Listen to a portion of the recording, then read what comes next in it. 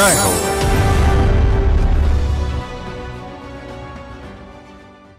నమస్కారం. సామాన్యుల అసమాన విజయ గీతిక ఈటీవీ జయహోకు స్వాగతం. కలల మేఘాల్లో విహరించే ఓ సామాన్య గృహిణి తనదైన ప్రపంచాన్ని నిర్మించుకున్నారు. మన దేశం నుంచి సోలో బైక్ రైడర్గా సాహస యాత్రతో అనేక దేశాలను చుట్టి వచ్చారు. పురుషులకే పరిమితమైన రంగంలో దూసుకెళ్లి మహిళా సాధికారతకు కొత్త నిర్వచనమిచ్చారు. ఇక కేరళలో ఓ కళాకారుడు బోన్సాయ్ రాక్ ఆర్ట్ సమ్మిళితంగా అద్భుతాలు చేశారు. ప్రకృతితో మనుషులను అనుసంధానించే ఓ నందనవనం సృష్టించారు. విభిన్న ప్రేరణా కథనాల సమాహారం జై హో మీకోసం. జై హో.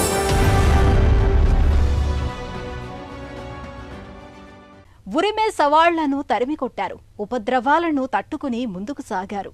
అసోంలో గృహిణి మీనాక్షి దాస్. గౌహతిలో ఫిట్నెస్ ట్రైనర్గా ఉన్న ఈమె ఓ పర్యాయం భర్తతో బైక్ మీద మేఘాలయ వెళ్లి వచ్చారు. ఆ పర్యటన స్ఫూర్తితో సంకల్పం తీసుకున్నారు. మహిళా సాధికారత సందేశంతో ఆమె మోటార్ సైకిల్ యాత్ర చేసి వచ్చారు. ఒకే ఒక్కరుగా 64 దేశాలకు వెళ్లి రికార్డు నెలకొల్పారు. మీనాక్షి సాహసానికి తుఫానులే తలవచ్చాయి. ప్రపంచ దేశాలు స్వాగతించాయి.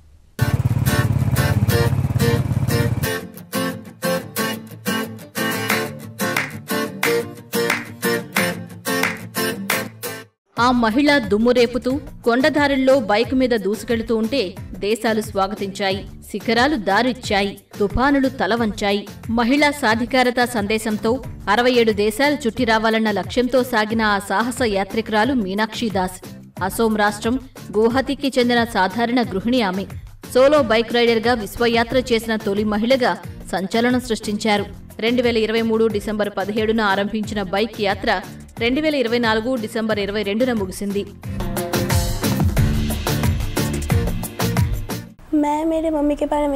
మా అమ్మ విషయాలు మీతో చెప్పాలని ఉంది. ఆమెను చూసి నేనెంతో గర్వపడుతున్నాను. అయితే తనపై ఓ ఆందోళన నన్ను తొలిచేది. మోటార్ సైకిల్ యాత్రలో చిన్న ప్రమాదం జరగొచ్చేమో అనే భయం ఉండేది. కానీ దేవుడి దయతో అలాంటిది ఏమీ కాలేదు. అయినా నాకు తను రోజు వీడియో కాల్ చేసేది. యవ్వనం పలకరించిన వేళ కలల మేఘాల్లో తేలిపోయే మనసు. కాని యువ మీనాక్షి సాహసాలనే ప్రేమించారు. తాను నడిపే ద్విచక్ర వాహనం ఆమెను భవిష్య సాహస యాత్రలకు ప్రేరేపించింది. అసోంలో పుట్టిన మీనాక్షి ఈశాన్య భారతంలో ప్రకృతి సౌందర్యానికి నెలవైన ప్రదేశాలను బైక్ మీద వెళుతూ అన్వేషించాలని మనసు ఉరకలు వేసింది. వివాహానంతరం భర్త వేదాంత వెనక కూర్చుని బైక్ మీద పయనించేవారు. అలా అలా అరుణాచల్ ప్రదేశ్, మేఘాలయ పర్వతదారుల్లో పయనంతో ఆమె ఊహలకు రెక్కలొచ్చాయి. తనే బైక్ నడుపుతూ సాహస యాత్రలతో సాగిపోవాలని నిశ్చయించారు.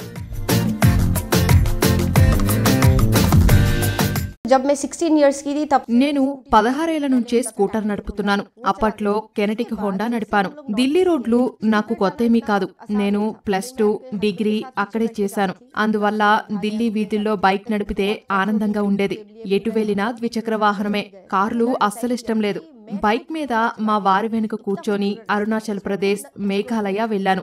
అప్పుడే నాకు ఆలోచన వచ్చింది. అలా R15 యమహా బైక్ కొన్నాం. 2019లో ఆ మోటార్ బైక్ కొనటమే నా తొలి విజయం అనుకోవాలి. మీనాక్షి గౌహతి నుంచి నేపాల్ వరకు ఒంటరిగా ప్రయాణాన్ని ప్రారంభించారు. తర్వాత ముంబై నుంచి ఫ్లైట్లో దుబాయ్కి చేరుకున్నారు. అక్కడి నుంచి ఆమె మోటార్ బైక్ మీద 64 రాజ్యాలను చుట్టివచ్చే యాత్రను ప్రారంభించారు. Saudi Arabia, Turkey, Greece, Italy, France, England, Russia, China, Vietnam, Singapore తదితర దేశాలను కవర్ చేస్తూ ఖండాలు దాటి వెళ్లారు. కానీ భద్రతా పరిమితులు, ఆంక్షల వల్ల ఒమన్, ఇరాక్, మయన్మార్లోకి ప్రవేశించలేకపోయారు.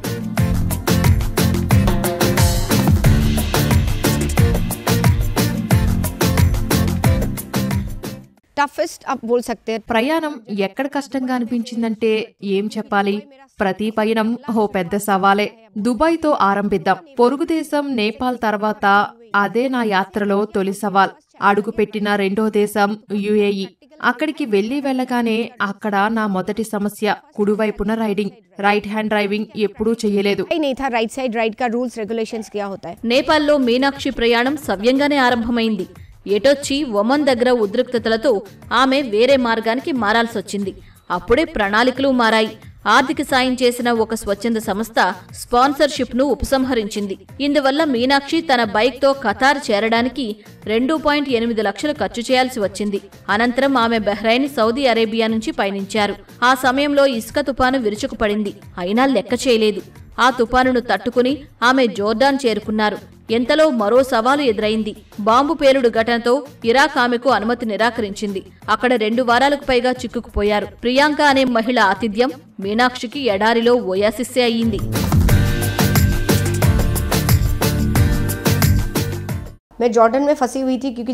జోర్డాన్ తర్వాత నేను వెళ్లిన దేశం ఇరాక్. అయితే నేనక్కడ చిక్కుకుపోయాను. బాంబు పేలుడు జరిగిందట. భద్రతా కారణాలతో ఇరాక్ నన్ను అనుమతించలేదు. తరువాత బెలారస్ దేశం, అది నేను ప్రయాణించే దేశాల్లో ఉంది. కానీ రష్యా, ఉక్రెయిన్ నడుమ ఉద్రిక్త పరిస్థితి వల్ల అక్కడ నన్ను రానివ్వలేదు. మరో 3 లేదా 4 దేశాలున్నాయి, కానీ వీసా సమస్యలు. మీనాక్షి బైక్ యాత్ర ఘనంగా ముగించుకుని కుటుంబంతో ఆ విజయాలను ఆస్వాదించారు.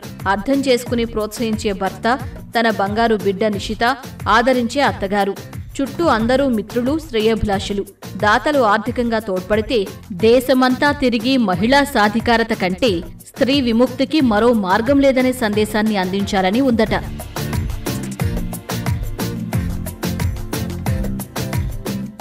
तो इसीलिए खुशी खुशी मैंने प्लान कर लिया था. నేను బైక్ యాత్రకు సన్నద్ధమవుతున్న వేళ అన్ని విధాలా సాయం లభిస్తుందనే నమ్మకంగా ఉన్నాను. ఎందుకంటే నేను మహిళా సాధికారత, క్రీడలు, పర్యాటక రంగాల ప్రతినిధిని. సాయం చేయటానికి చాలా సంస్థలు ముందుకొస్తాయని భావించాను. బైక్ కంపెనీ, పెట్రోలియం మంత్రిత్వ శాఖ సాయపడతాయనుకున్నా, కానీ నిధులు రాలేదు. అయితే రష్యా, చైనా దేశాల వీసా కోసం బ్యాంక్ బ్యాలెన్స్ చూపాలి. అందువల్ల నా ఖాతాలో డబ్బును వెచ్చించలేకపోయాను. నా పొలం తాకట్టు పెట్టాను. ఎట్టకేలకు బయలుదేరే వేళ గువాహతిలో మిత్రులెందరో సాయపడ్డారు. बाकी सब लोगों ने प्रॉमिसेस दिया है कि वापस आने के बाद देंगे. మహిళా సాధికారత సందేశంగా సాగిన మీనాక్షి మోటార్ సైకిల్ యాత్ర దేశాల సరిహద్దులను చెరిపేసింది. ఆమె ధైర్యం, సాహసం, అంకిత భావం, దృఢ సంకల్పంతో దేశాల్లో చైతన్య నగారా మోగించారు. మహిళా లోకానికి ప్రేరణగా నిలిచారు. ఎన్నో పురస్కారాలు వరించాయి, ప్రశంసలు దక్కాయి. సో ఫైనలీ मैं बहुत खुश हूं. ఏడాది యాత్ర పూర్తి చేసినందుకు, ప్రపంచ రికార్డు సృష్టించినందుకు నేను నిజంగా సంతోషంగా ఉన్నాను. నాకు చాలా గుర్తింపు లభిస్తోంది. అస్సోం ముఖ్యమంత్రి చేతుల మీదుగా అస్సోం గౌరవ అవార్డు లభించడమే చాలా పెద్ద ప్రశంస. నేను చాలా సంతోషంగా ఉన్నాను. अवार्ड होता है हमारे असम में. So I'm really happy for this.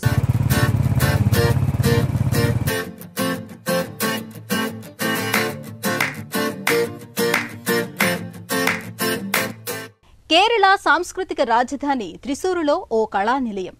అది వామన వృక్షాలు, రాతి కళాఖండాలతో రూపుదిద్దిన సూక్ష్మ సృష్టిలోకం. ఆ ఆహ్లాద సీమలో బోన్సాయి వృక్షాల చెంత దైవమూర్తుల ముచ్చటైన కళాఖండాలు, రాతి కవచాల్లో కొలువై మురిపించే ఇష్టదైవాలు, తుషారాల జల్లులలో తూగుటుయ్యాలులూగే ఇలవేల్పులు, దేవభూమికి ఆకర్షణగా ఉన్న కొత్త బంగారు లోకం. ప్రకృతికి ఆధ్యాత్మికత జోడించి కళాకారుడు దీపక్ జాన్ నిర్మించిన ఆ నవలోకాన్ని ఇప్పుడు చూద్దాం.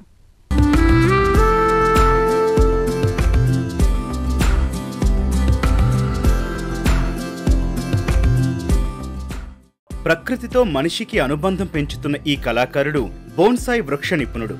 సూక్ష్మ పర్యావరణ వ్యవస్థ తయారీలో ప్రసిద్ధుడు. పేరు దీపక్ జాన్. ఊరు కేరళ రాష్ట్రాన త్రిశూరు. పచ్చదనాన్ని ప్రేమించి హరితవనాలు పెంచిన కుటుంబం నుంచి వచ్చారు. ప్రకృతిపై అపార ప్రేమ. ఈ ప్రేమే తర్వాతి కాలంలో తన కుమారుడితో ప్రత్యేక అనుబంధాన్ని ఏర్పరిచింది. పచ్చదనంతో చిన్ననాటి పరిచయం, కళతో, ఆ ఎకాలజీతో జీవితకాల బంధానికి పునాది వేసింది. എന്തെങ്കിലും ആർട്ട് രീതിയിലേക്ക് കൊണ്ടുവരാൻ మా తోటను కళాత్మకంగా ఉంచేందుకు నిరంతరం కృషి చేస్తున్నాను. ఇందుకు నా కుటుంబం సహకారం ఎంతో ఉంది. వాళ్లకి తోట పని చాలా ఇష్టం. వాళ్లే నాకు ఈ పని నేర్పించారు. వాళ్లకు నేను ఈ విషయంలో ఎప్పుడూ అండగానే ఉన్నాను. ప్రస్తుతం ఈ తోటను నేను నిర్వహిస్తున్నాను. తోటను చూసేందుకు ఎందరో వస్తారు. అప్పుడు కొరే పేరు కాణాൻ వരാറുണ്ട്. ఫిట్నెస్ మేనేజ్మెంట్లో పీజీ చేసిన దీపక్ అదే రంగాన్ని కెరియర్గా ఎంచుకున్నారు. కుటుంబం నిర్వహించే నగల వ్యాపారంపై ఆసక్తి లేదు. కొంతకాలం వ్యాయామశాలను నడిపారు. అభిరుచితో చివరికి బోన్సాయ్, రాక్ ఆర్ట్ రంగంలో కళాకారుడయ్యారు.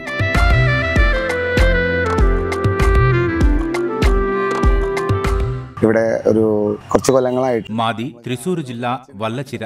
ఎన్నో ఏళ్లుగా నాకు కళాభిరుచి ఉంది.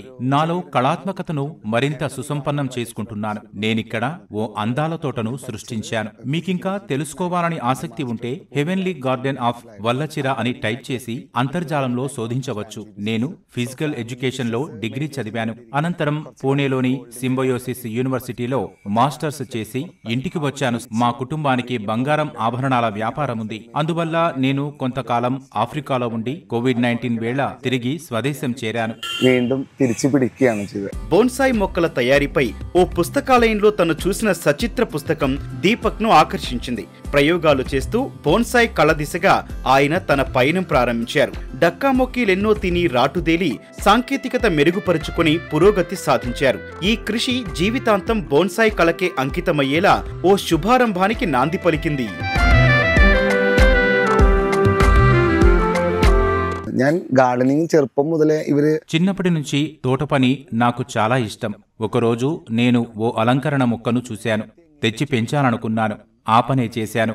నేను అందరూ పెంచినట్లే మొక్కను వంచి దానికి ఆదరువుగా ఓ ఇనుప కడ్డీని ఉంచాను. బోన్సాయ్ మీద అప్పటికి అవగాహన లేక అందరిలానే కొన్ని పొరపాట్లు చేశాను. మా తమ్ముడు ఇరింజల కూడా క్రైస్ట్ కాలేజీలో చదువుకుంటున్నప్పుడు ఓసారి వెళ్లి చూశాను. అక్కడ లైబ్రరీలో బోన్సాయ్ కళ మీద ఓ సచిత్ర పుస్తకం నా దృష్టిని ఆకర్షించింది. అవగాహన పెరిగి అభిరుచి ఏర్పడింది. ఆ పుస్తకమే నా ఈ ప్రయాణానికి ప్రేరణ. ശരിക്കൊരു ഇൻസ്പിറേഷൻ എനിക്ക് കിട്ടി.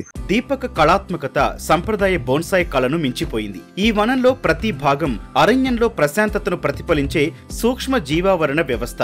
మిగిలిన కళాకారులకు బోన్సాయ్ మొక్కలను వృక్షాలుగా మలచటం దశాబ్దాలు పట్టొచ్చు. కానీ దీపక్ 3-4 ఏళ్లలోనే అద్భుత ఫలితాలనిచ్చే ఆధునిక పద్ధతులను పాటించారు. ప్రకృతిని రోజువారీ జీవితంలో ప్రశాంతత పొందేందుకో, ప్రశాంత వాతావరణం కోసమో కాదన్నట్లు ఇంటికి పరిసరాలకే ప్రాకృతికత అద్దారు. പൊതുവെ ബോൺസായി പ്ലാന്റ്സ് എല്ലാം ലോ మెయింటెనెన్స్. మామూలుగా బోన్సాయి మొక్కలకు నిర్వహణ తక్కువే. పెద్ద చెట్టును చిన్న పరిమాణానికి మార్చినప్పుడు అవసరమైన వనరులు తక్కువే. అయితే కాలానుగుణంగా పుష్పించే మొక్కల్లా కాకుండా బోన్సాయి పెరుగుదలకు సరిపడా నీరు, ఎరువులు సహా సంరక్షణ అవశ్యం. నేను పెంచే మొక్కలన్నీ సూక్ష్మ రూపంలోనే ఉంటాయి. చిన్న కుండీలు సరిపోతాయి. ఇందువల్ల రోజువారీగా నీళ్లు పోయాలి.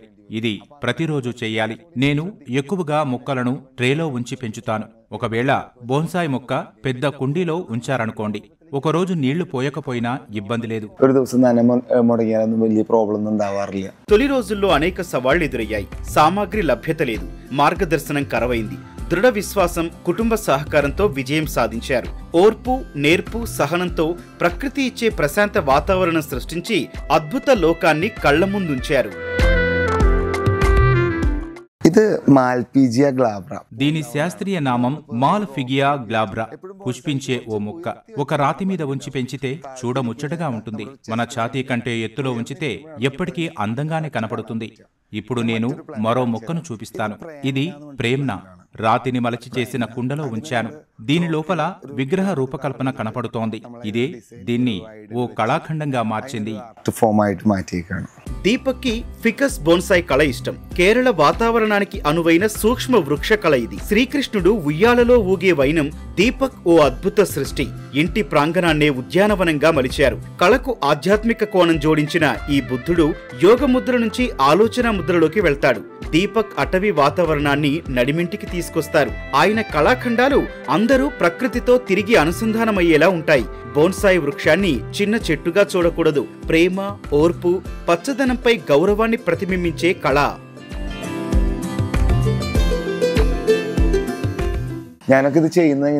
ఆసక్తిగా ఉండే భావనలనే కొంచెం మెరుగుపరిచి అభివృద్ధి చేస్తాను.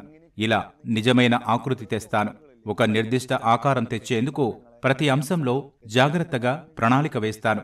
నేను తరచూ అతిరాప్పల్లి సందర్శిస్తుంటాను. అక్కడ జలపాతాల దగ్గర వంకీలు తిరిగి పెరిగిన చెట్లను గమనిస్తుంటాను. ఇలాంటి సహజాకృతులు ఎలా ఏర్పడతాయో అధ్యయనం చేస్తుంటాను. అలాంటివే మా ఉద్యానవనంలో సృష్టిస్తాను. మొక్కలు ఈ ఆకారానికి వచ్చేందుకు రాగి లేదా అల్యూమినియం వైర్లను వాడతాను. వాటిని నిర్దిష్ట స్థాయికి వంచితేనే కోరుకున్న ఆకారం వస్తుంది. ఈ ప్రత్యేక మొక్క మాల్ఫిగ్రియా గ్లాబ్రా, పుష్పించే మొక్క. ഇതൊരു ഫ്ലവറിംഗ് പ്ലാന്റാ, മാൽപീജിയ ഗ്ലാബ്ര എന്ന് പറഞ്ഞിട്ട്.